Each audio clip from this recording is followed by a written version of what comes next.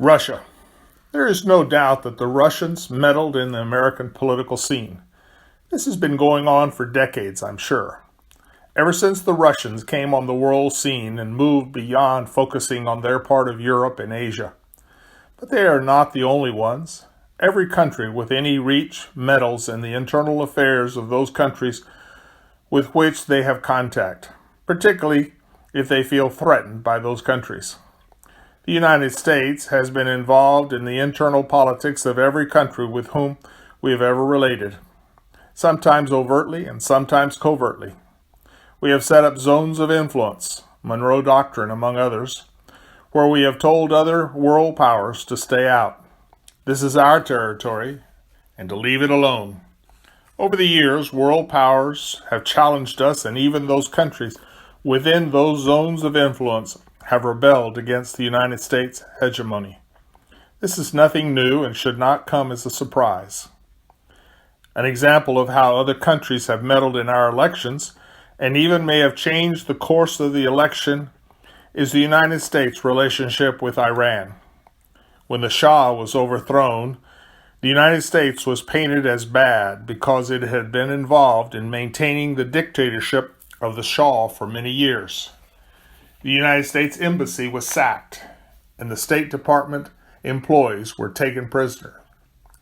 The United States tried through various means, diplomatic and military, to achieve their release. Most of those attempts failed, and President Carter took it on the chin. His political future was in jeopardy. His only hope was negotiating the release of the hostages so that he could regain the support of the American people. The leadership of Iran was well aware of this and dragged their feet. The hostages were released once the new president, Reagan, took office. He got all the credit, and his predecessor all the blame.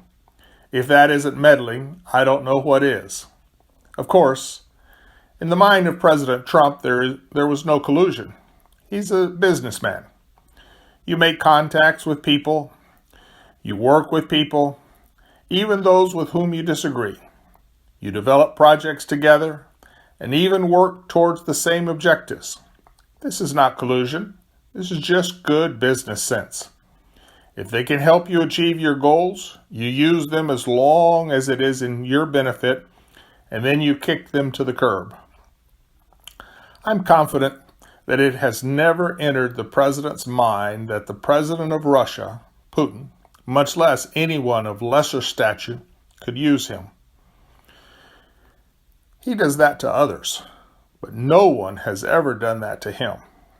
His ego would not allow him to think that, much less allow others to accuse him of being that naive.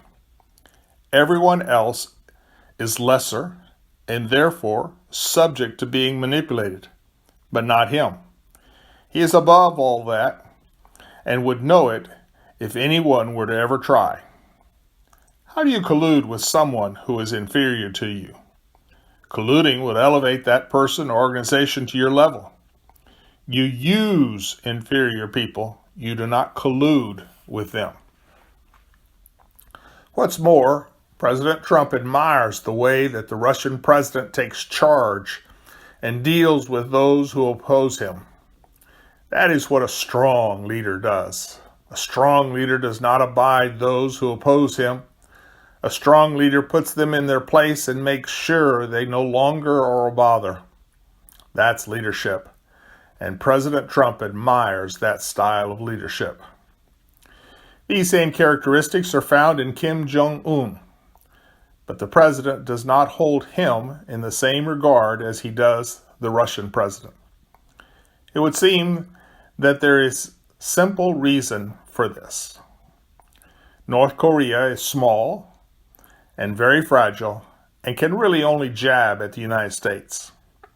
Their president's ability to hurt this country is very limited, and therefore, he is not someone whom the President of the United States would regard with much esteem. It is interesting how much the Russian and North Korean presidents have in common with President Trump.